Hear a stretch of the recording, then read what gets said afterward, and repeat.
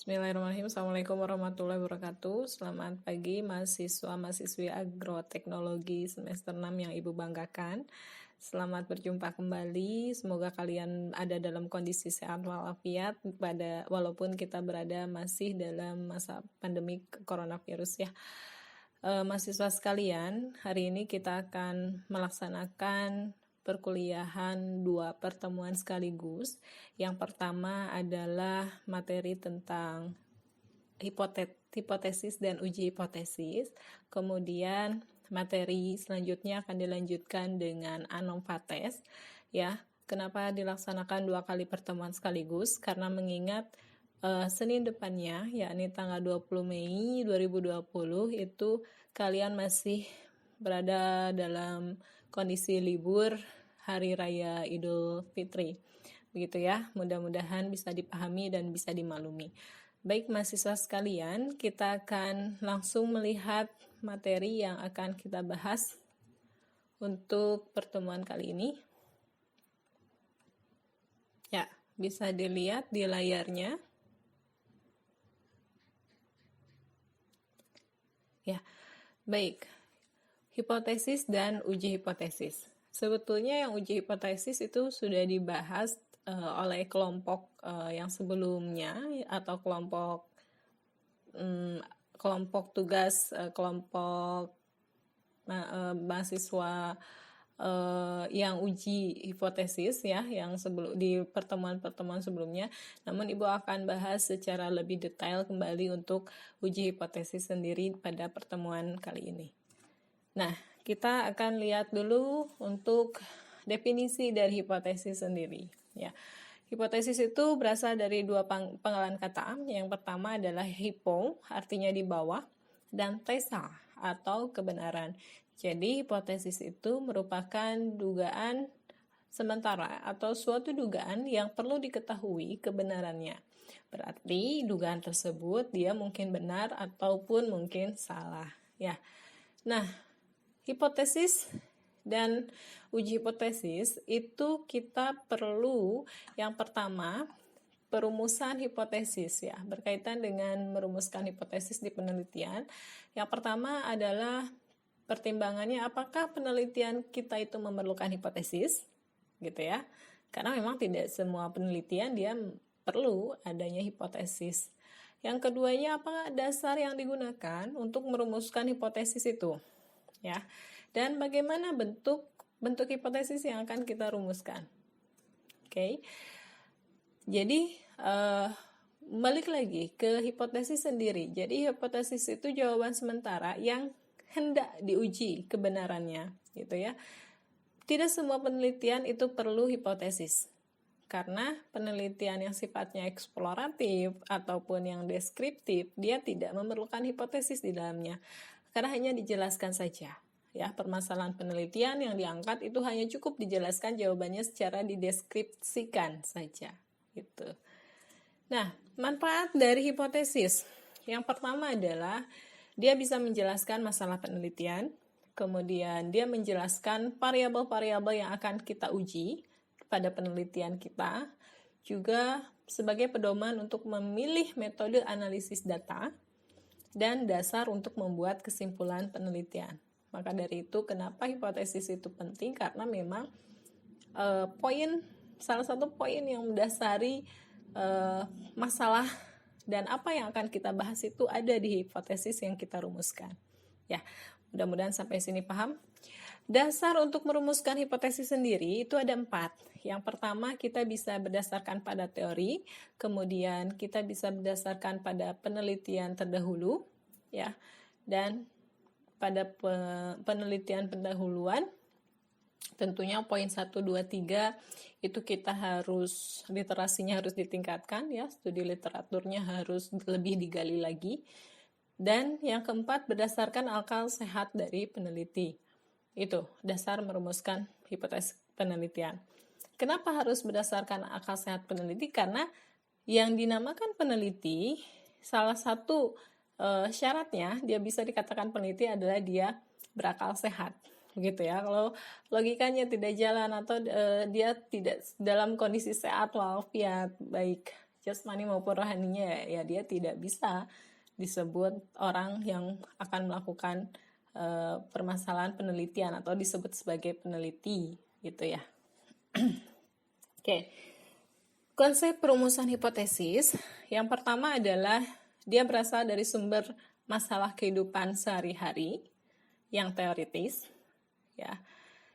Jika kita sudah dapat sumber masalah gitu kan ya, kenapa kita harus menyusun skripsi? Karena skripsi itu merupakan salah satu tugas akhir yang dimana sebagai poin penilaian di akhir setelah kita melaksanakan gitu ya, setelah kita melaksanakan perkuliahan dari awal sampai akhir semester, yang kita angkat salah satu masalah penelitian di dalamnya yang kita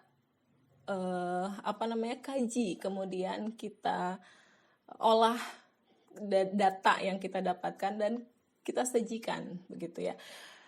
Mudah-mudahan apa yang kita angkat di penelitian itu dia bisa bermanfaat untuk masyarakat luas ya. Seperti itu. Masalah itu tidak harus hal yang sangat rumit, tapi hal yang sederhana namun dia perlu pemecahan di dalamnya dan dia bisa dirasakan manfaatnya untuk banyak masyarakat atau untuk orang yang sangat luas begitu. Lalu dari situ kita lihat teori yang mendasarinya. Atau kita bisa baca-baca mengenai penelitian terdahulu yang mengangkat tema yang sama dengan permasalahan yang kita angkat untuk penelitian kita. Lalu penelitian pendahuluan dan akal sehat peneliti. Jika sudah terangkum semua, maka kita bisa merumuskan hipotesis ya. Setelah itu baru instrumen penelitian variabel data. Kemudian kita ujikan hipotesis yang kita rumuskan di awal, lalu kita simpulkan dan implikasi. Begitu. Ya. Sampai sini mudah-mudahan paham ya. Macam-macam hipotesis. Yang pertama ada hipotesis deskriptif ya. Contohnya adalah judul permasalahan penelitian pelayanan rumah sakit Enggal Waras tidak memuaskan. Jadi tinggal dideskripsikan saja tidak memuaskannya poinnya apa saja begitu ya. Kemudian kinerja keuangan Bank CBA baik. Kemudian semangat kerja karyawan PT Yasinta tinggi. Ya, itu contoh-contoh hipotesis deskriptif. Jadi memang tidak ada perbandingan, tidak ada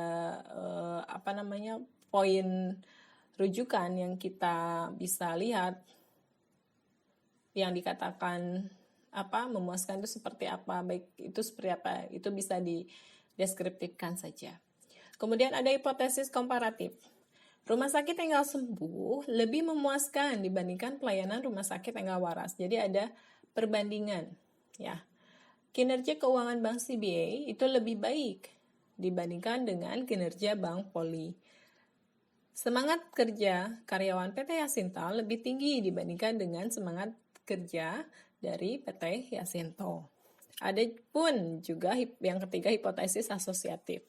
Kepuasan pasien berpengaruh signifikan terhadap loyalitas pasien. Kemudian jumlah nasabah berpengaruh terhadap kinerja keuangan CBA, ya Bank CBA, dan semangat kerja karyawan berpengaruh positif terhadap produktivitas karyawan.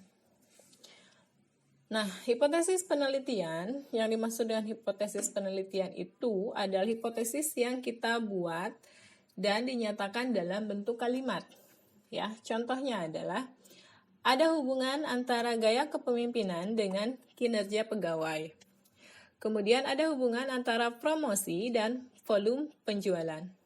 Ya, ini kita bisa namakan dengan hipotesis penelitian. Ada juga yang dimaksud dengan hipotesis operasional. Ya, hipotesis operasional merupakan hipotesis yang variabel-variabel di dalamnya itu dapat dioperasionalkan. Misal gaya kepemimpinan itu ya dioperasionalkan sebagai cara memberikan instruksi terhadap bawahan. Itu yang kita sebut dengan gaya kepemimpinan. Lalu kinerja pegawai itu bisa kita operasionalisasikan dengan tinggi rendahnya pemasukan perusahaan. Ya. Lalu ada operasional hipotesis, itu ada dua, ya, di mana H0 dia netral dan H1 tidak netral sifatnya. Maka bunyinya pun pasti berbeda. Misal, H0, tidak ada hubungan antara cara memberikan instruksi terhadap bawahan dengan tinggi rendahnya pemasukan perusahaan. Ini namanya hipotesis operasional, ya. Tadi instruksi terhadap bawahan itu kita namakan dengan gaya kepemimpinan. Sedangkan tinggi rendahnya pemasukan perusahaan kita namakan dengan kinerja pegawai. Ya. Untuk hipotesis alternatif atau H1, ada hubungan antara cara memberikan instruksi terhadap bawahan dengan tinggi rendahnya pemasukan perusahaan. Karena tidak netral, berarti harus ada perbedaan. Ya. Kemudian ada yang dinamakan dengan hipotesis statistik. Nah, hipotesis statistik ini merupakan hipotesis operasional yang diterjemahkan ke dalam bentuk angka statistik sesuai dengan alat ukur yang dipilih oleh peneliti. Contoh, dalam kasus ini, asumsi kenaikan pemasukan sebesar 30%, maka hipotesisnya berbunyi H0, P sama dengan 0,3. H alternatif atau H1 sama dengan P tidak sama dengan 0,3. Ini kita namakan dengan hipotesis statistik karena dia menampilkan nilai-nilai atau menampilkan bilangan dari statistik itu ya. Nah, uji hipotesis. Hipotesis yang kita sudah miliki, yang sudah kita rumuskan, harus kita uji. Kenapa harus kita uji? Karena kita ingin buktikan apakah hipotesis awal atau H0 ataukah hipotesis alternatif atau H1 atau HA yang akan kita terima nantinya sebagai jawaban dari permasalahan penelitian yang sudah kita angkat sebelumnya. Jika H1 diterima, berarti H0 ditolak. Artinya, masih bahasan yang sama, hubungan antara cara memberikan instruksi terhadap bawahan dengan tinggi rendahnya pemasukan perusahaan. Ya, ada hubungan berarti. Ya. Kalau H1 diterima dan H0 ditolak. Kalau H0 ditolak berarti tidak ada hubungan sama sekali gitu ya. Mudah-mudahan sampai sini paham ya. Nah, contoh perumusan hipotesis. Pak Salyo, seorang pekebun mangga, dia menyatakan bahwa produksi buah mangga yang dihasilkan di kebunnya dijamin baik 95%. Oke? Nah, kita ambil contoh buah mangga 100 buah. Dan kita temukan yang baik itu 90 buah. Maka dengan taraf signifikansi alfa 0,05, apakah pernyataan Pak Salyo tersebut dapat diterima? Lalu kita rumuskan hipotesisnya, lalu kita ujikan hipotesisnya. Ya. Ada dua tipe hipotesis. Hipotesis 0 yang tadi ya, ini adalah hipotesis yang menyatakan tidak ada hubungan antara dua variabel atau lebih, atau tidak adanya perbedaan antara dua kelompok atau lebih. Sedangkan hipotesis alternatif atau H1 merupakan hipotesis yang menyatakan adanya hubungan antara dua variabel atau lebih, atau adanya perbedaan antara dua kelompok atau lebih. Oke. Langkah untuk menguji hipotesis. Yang pertama, kita harus rumuskan dulu hipotesisnya, H0 dan HA-nya, atau H0 dan H1. Kemudian kita tentukan batas kritis, ya, alfanya, kemudian derajat bebasnya. Lalu kita tentukan nilai hitung atau nilai statistiknya. Setelah itu, kita ambil keputusan dan kita buat kesimpulan. Ya. Uji dua sisi dan uji satu sisi. Apa ini? Uji dua sisi atau two-tail digunakan jika parameter populasi dalam hipotesis dinyatakan sama dengan, begitu ya. Sedangkan uji satu sisi atau one-tail itu digunakan jika parameter populasi dalam hipotesis dinyatakan lebih besar atau lebih kecil. Dari tandanya itu sudah berbeda. Berarti kalau kalian memakai tanda sama dengan, sudah jelas dipastikan bahwa kalian akan menguji dua sisi. Tapi jika lebih besar atau lebih kecil, maka kalian akan menguji dengan satu sisi. Ya. Rumusan hipotesis. Rumusan hipotesis terdiri dari H0 atau HO atau hipotesis observasi dan HA atau hipotesis alternatif. Nah, rumusan ini menggunakan simbol matematis sesuai dengan hipotesisnya. Beberapa kemungkinannya adalah sebagai berikut. Ya, H0 yang sama dengan berarti H-nya tidak sama dengan. H0 lebih kecil sama dengan berarti H-nya lebih besar. H0 lebih besar sama dengan berarti H-nya lebih kecil. Itu ya. Itu adalah kemungkinan rumusan hipotesis untuk tanda matematisnya. Paham? Sudah mulai pusing? Ya. Belum ya? Oke. Lalu kita tentukanlah batas kritis. Perhatikan tingkat signifikansi yang alfa tadi gunakan. Biasanya ada yang menggunakan 1%, 5%, dan 10%. Namun yang 1 dan 10 itu jarang digunakan. Kebanyakan kita memakai yang 5% atau 0,05 tadi.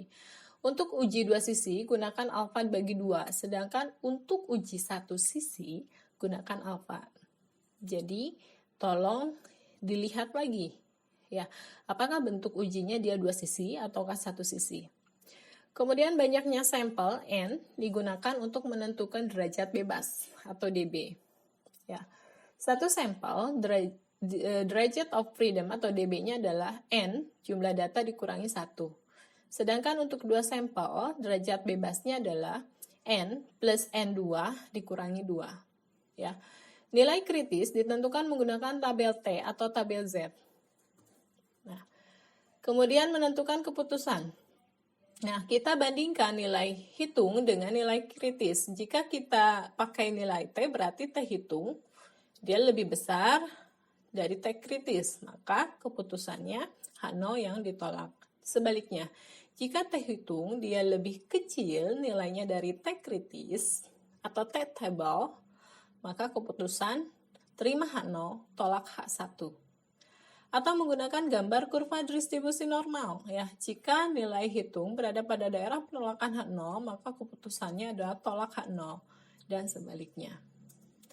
Nah, uji dua sisi kurvanya sebagai berikut. Ya. Jadi, terima H0 itu berada di kurva tengah. Tolak H0 ini ya. Dia lebih ke melenceng ke arah kanan. Sedangkan untuk tolak terima H0, tolak H1 jika nilainya minus Z-nya. Ya. Uji satu sisi, ya, terima H0 jika kurvanya seperti ini dan ya gambar kurvanya seperti ini, dan tolak H0 jika gambar kurvanya seperti ini. Itu ya. Bisa dilihat perbedaannya. Uji satu sisi kiri, tolak H0 kalau seperti ini mengarah ke kiri, dan terima 0 jika lebih panahnya ke kanan dan dia nilainya positif. Uji hipotesis rata-rata ragam diketahui. Nah, hipotesisnya sudah ada, H0 mu sama dengan mu 0, H1 mu tidak sama dengan mu 0. Uji statistikanya dengan Z0, yaitu rumusnya X bar min mu 0 dibagikan sigma, ya, atau theta, lambangnya dibagi akar dari jumlah data atau N. Ya, ilustrasinya seperti ini. Ya. Yang ini adalah mengilustrasikan jika mu sama dengan mu 0, kemudian yang ini jika mu tidak sama dengan mu 0, ya. Yang ini jika mu itu lebih kecil dari mu 0.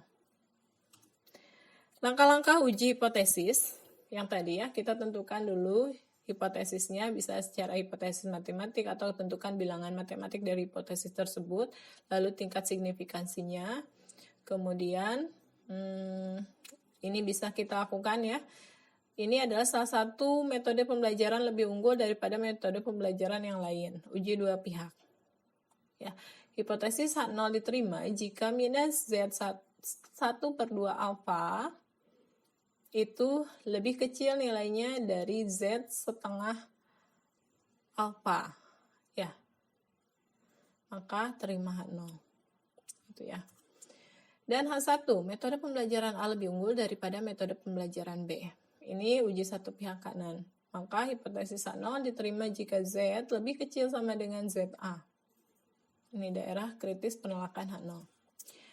Dengan sistem injeksi, penggunaan bahan bakar lebih irit daripada sistem biasa. Ini uji satu pihak ke kiri. Hipotesis H0 akan diterima jika Z lebih besar dari nilai minus ZA. Maka ini adalah daerah penerimaan H0. Oke. Perhitungan. Ini rumusannya, Z sama dengan X bar minus theta 0 bagi sigma per akar dari N. Ya. Tapi ada rumus lain. Ya. Ini diganti dengan S, sama saja. Ya. Kenapa sama saja? Karena ya ininya tidak diketahui, yang diketahuinya adalah S. Ya, rata-rata simpangannya gitu. Oke. Contoh uji hipotesis akan diuji bahwa rata-rata tinggi dari mahasiswa agribisnis misalkan adalah 160 cm dengan standar deviasi gitu ya, 4,8 cm atau berbeda dari itu. Jika tingkat signifikansi 5% dan diambil sampel random 100 orang mahasiswa, ternyata rata-ratanya X-bar-nya adalah 163,5. Apakah hipotesis ini benar? Buktikan gitu ya. Maka penyelesaiannya adalah tentukan rumusan hipotesisnya. H0 adalah mu sama dengan 160. H1 sama dengan mu tidak sama dengan 160. Dengan tingkat signifikansi 0,05. H0 diterima jika gitu ya. H0 ditolak jika begini. Ya, kita carikan dulu untuk Z hitungnya. Z hitung adalah alfa dibagi 2. Hasilnya di Z tabel itu adalah 1,96. Ya. Perhitungannya, kita tentukan dulu nilai Z-nya. Kita masukkan rumus yang tadi ya, X bar-nya, mu 0-nya, kemudian standar deviasinya, lalu jumlah datanya berapa. Didapatlah hasil Z hitung 7,29. Artinya, karena Z hitung lebih besar nilainya dari Z tabel 1,96, maka H0 ditolak. Jadi, H1 atau hipotesis alternatifnya mu 0 tidak sama dengan 160 diterima. Artinya rata-rata tinggi badan mahasiswa agribisnis itu berbeda dari 160 cm dan H0 ditolak. Gitu ya.